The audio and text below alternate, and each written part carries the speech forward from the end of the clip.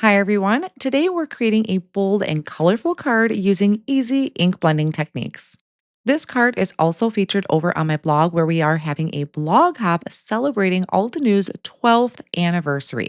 It is packed, and I mean packed with amazing giveaways from all of these wonderful sponsors. So be sure to head over to my blog, leave comments to be entered into the giveaway. One more quick thing I wanted to let you know about is when you purchase the Sakura Blossoms complete bundle, you will get a free class with me. This offer is available through April 6th of 2026, and we are making 8 cards in that class. So I hope you'll join me. This bundle and all of the supplies I'm using today will be linked down below in the video description. So, something I have been just itching to play with is the flower bed layering stencil. Of course, we have our stencil with multiple layers and then your inspiration guide to get you started. And what I found really unique about this stencil is not only can you create an entire background of flowers, but it also coordinates with the two images on the Cascading Flowers stamp set. So, you don't have to have the stamp set. You can do one whole card project using the stencil like I will be doing today, but just to let you know that it does fill in the areas on those two outline images. To start off my card project, I actually cut my cardstock to 6 by 6 because I wanted to have the complete background covered in the flower bed and then trim it down later. So I'm starting with stencil one, and I placed it over the top of my 6 by 6 white cardstock that I have stuck down to my 9 by 12 sticky mat. And then I also used satin masking tape to hold my stencil down since there is no sticky mat showing past the cardstock. The first color I'm going to use for my base layer is Pink Pearl. This is out of the Tea Party collection. I loved these kind of corally colors, and I used a large blending brush to quickly cover in that area. The next layer of the stencil is going to add some detail to these flowers. Again, I am placing my satin masking tape over the stencil to hold that down to the sticky mat. And then I'm coming in with Coral Bliss using a little bit smaller of a blending brush since the area of the stencil is smaller. Normally, I like to step up my ink blending by adding multiple colors to one layer of stencil, but today I am just going with the flow of the stencil. And what I decided to do is just have some fun with some bold colors for the color palette. The third layer of the stencil is going to create some more flowers. So for this, I pulled out the Sugar Plums collection. I'm starting with pale mauve to place into that open area of the stencil. This is our base layer. And keep in mind, there are some open areas to start adding centers to your flowers. The large blending brush is nice for this because it's a larger area of a stencil and it covers that open area quickly. Then the next layer of the stencil, I'm going to bring in the next color in line for this, which is going to be amethyst. Again, just coloring in that open area of the stencil. This could really be stepped up if you wanted to add another shade to it, just a little bit darker into the centers. But I thought it was just nice to kind of work with what is available instead of stepping it up. So just really easy ink blending following the stencil. Now, this is really where the bold colors come into play. I have been really loving playing with different colors with my leaves. And for this one, I am going to be bringing in, I think it's the Northern Shore collection.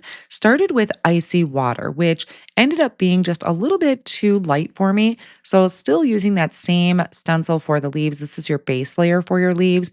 I brought in Winter Lake to really darken that up because this is where the bold colors is going to come into play.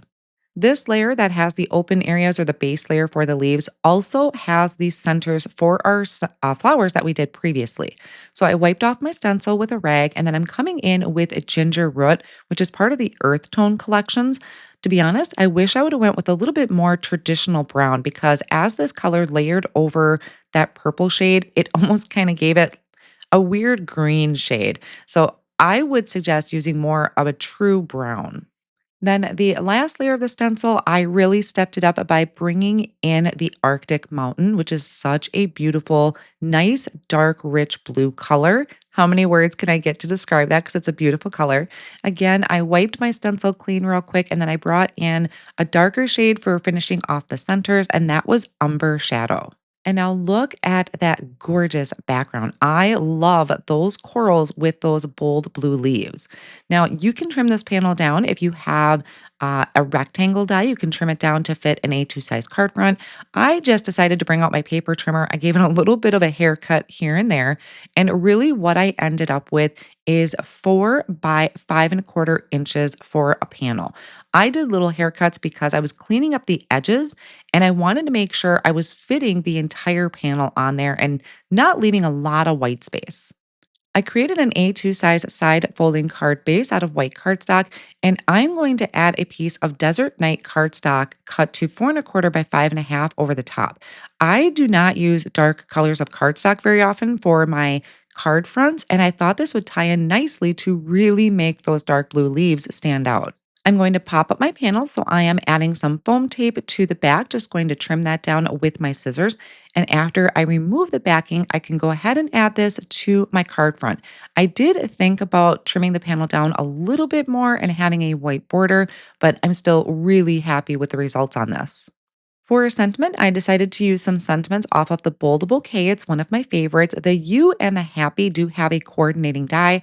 And then there's a lot of really nice thin sentiment strips that you can add by either trimming out or stamping directly onto your card project. So I'm using my Stamp Wheel 2.0 to stamp out the word You and then my additional sentiment, which is going to be matter to me. So the sentiment will read, You matter to me. I stamped that in the Obsidian ink and then I'm going to trim it out. I started out first by trimming out my thin sentiment strip. And what's funny is when I trimmed it out, I had so much room on the right hand side.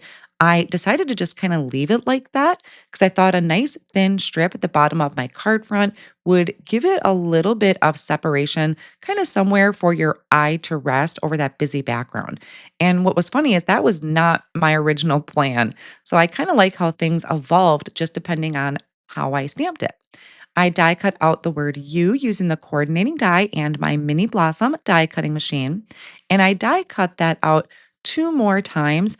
I like to stack these die cuts once in a while. So I will just layer those together using some liquid glue. I also stacked my sentiment. So the thin strip that I cut out earlier, I trimmed out about 2 more pieces of cardstock into a thin strip and layered it behind that.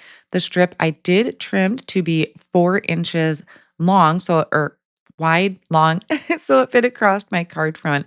So I added that down to the card front and then I added the word you over the top. And I really like how that came out and gave us a little place to rest our eyes.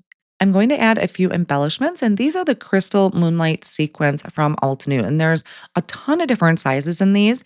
And I put mine into their new Twisty Pods storage container.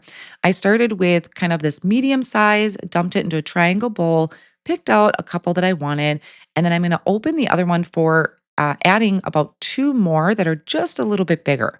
I like to have at least 2 to 3 that are the bigger size, and then maybe 3 to 4 that are smaller, just depending on my arrangement. Then I will use my liquid glue and my perfect picker to pick up those sequins and place them down and glue them to the front of my card project.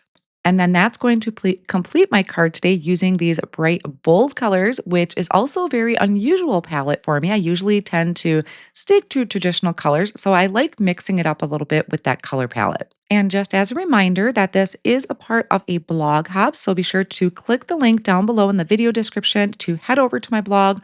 All of my supplies are linked down there and on my blog as well.